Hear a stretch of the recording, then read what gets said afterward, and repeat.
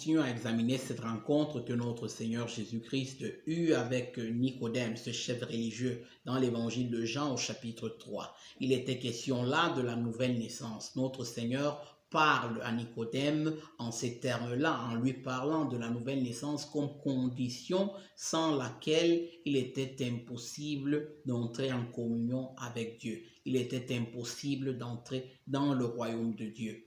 Et donc, notre Seigneur continue à instruire Nicodème afin qu'il puisse comprendre cela pour son salut, pour son bien.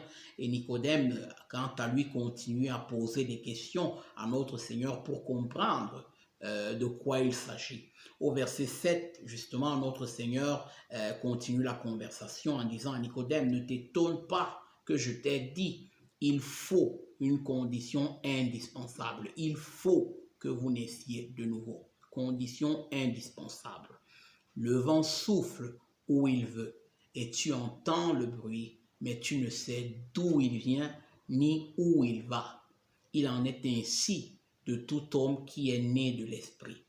Ici, le Seigneur attire l'attention de Nicodème sur le fait que Nicodème ne doit pas, son attention justement ne doit pas être attirée sur le mécanisme, mais sur le fait que la nouvelle naissance produit dans un individu. Étant donné que nous avons dit la fois dernière que la nouvelle naissance est une œuvre exclusive de Dieu, une œuvre que Dieu accomplit à travers sa parole et son esprit, de manière, comme on appelle, de manière miraculeuse, de manière mystérieuse. Et nous ne savons pas comment dire le processus de la nouvelle naissance, mais nous savons que c'est une œuvre qui appartient exclusivement à Dieu et que pour l'accomplir justement, il use sa parole et son esprit. Et donc, le Seigneur attire l'attention de Nicodème que la chose la plus importante, c'est de voir les fruits, la manifestation de cette nouvelle naissance-là dans la vie d'un individu. Voilà pourquoi lorsque le vent souffle, tu entends le bruit du vent, mais tu ne vois pas le vent. L'unique chose que tu perçois, c'est l'action que ce vent a sur tout ce qui l'entoure. Donc, lorsque quelqu'un naît de l'Esprit de Dieu, sa vie manifeste les fruits de l'Esprit. Sa vie manifeste, apporte des effets. Il y a des effets qui sont évidents dans sa vie. La transformation est évidente dans sa personne, dans son quotidien, dans ses paroles, dans ses actions, dans ses relations avec les autres, dans son amour pour Dieu, dans ses désirs, donc, etc., etc. Et donc, notre Seigneur est en train d'attirer l'attention ici de Nicodème. Bien que tu ne connais pas le mécanisme, bien que tu ne sais pas exactement comment cela va se produire, il y aura un effet. Et tu pourras mesurer cet effet, tu pourras être témoin toi-même de cet effet-là dans ta vie. Lorsque le Seigneur transforme ta vie, le premier témoin de cette transformation-là, c'est toi-même. Parce que tu sais que tu étais esclave de ton péché et que tu ne l'es plus, que quelque chose s'est passé, que le Seigneur a usé grâce et miséricorde envers toi afin de te libérer de cet esclavage-là, et il a fait habiter en toi son esprit qui, dès à présent, te guide dans ses voies. Donc, continuons la lecture.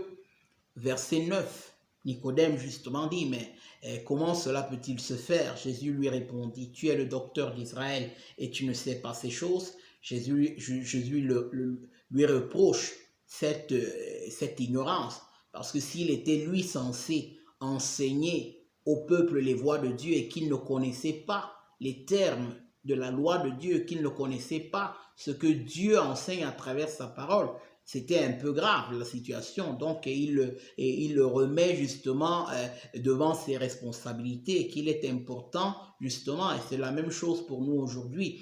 Lorsque nous voulons prêcher l'évangile, lorsque nous allons évangéliser, il est important que nous ayons compris En quoi consiste la nouvelle naissance? Parce que sur quelle base justement nous prêcherons l'évangile? Nous ne pourrions pas expliquer l'œuvre de Dieu, nous ne pourrons pas expliquer ou du moins enseigner aux autres ce qu'ils devraient rechercher de Dieu si nous-mêmes nous ne l'avons pas compris. Donc, comment cela peut-il se faire, dit Nicodème. Et au verset 11, en vérité, dit le Seigneur, je te le dis, nous disons ce que nous savons et nous rendons témoignage de ce que nous avons vu. Et vous ne recevez pas notre témoignage. Le Seigneur s'indigne donc sur le fait qu'il y ait de cette opposition-là à l'enseignement qu'il rendait. L'enseignement qu'il rendait, nous qui? Lui et l'Esprit, le Fils et le Saint-Esprit témoignent, rendent témoignage au Père. Et personne ne reçoit cet enseignement pour être sauvé. Plusieurs résistent à cet enseignement parce qu'ils sont parfois cloîtrés dans la religiosité dans laquelle ils avaient vécu jusqu'à ce moment-là. Et donc au verset 12, il dit, si vous ne croyez pas quand je vous ai parlé des choses terrestres, comment croirez-vous quand je vous parlerai des choses célestes? Personne n'est monté au ciel si ce n'est celui qui est descendu du ciel, le Fils de l'homme qui est dans le ciel. Il dit, celui qui peut accomplir cette œuvre, celui à travers lequel cette œuvre peut être accomplie, celui à cause duquel cette œuvre de nouvelle naissance peut être accomplie, c'est le Fils de l'homme. C'est Dieu qui s'est manifesté dans la chair pour venir habiter parmi les hommes et payer le prix de leurs péchés, afin qu'ils puissent être pardonnés et régénérés, afin qu'ils puissent entrer en communion avec Dieu. Et c'est ce message-là de salut que notre Seigneur était venu apporter aux hommes.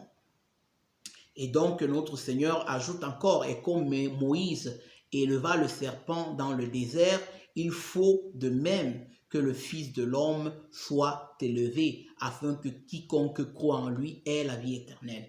Et quand le Seigneur parle ici d'élévation, il parle ici de sa crucifixion.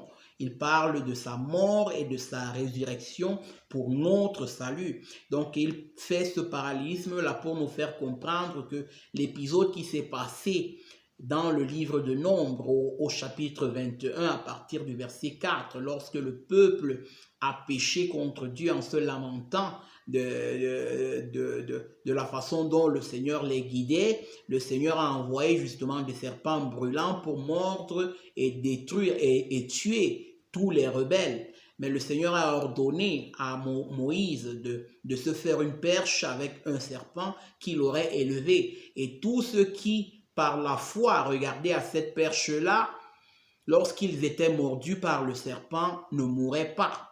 Donc notre Seigneur Jésus-Christ fait ce rapprochement en disant que étant donné que de la même manière que cela s'est passé au temps de Moïse, il se passera maintenant que le Fils de l'homme mourra sur la croix, afin que quiconque regardera en son sacrifice, quiconque confiera en son sacrifice ait la vie éternelle, reçoivent le pardon de ses péchés, reçoivent la réconciliation avec Dieu.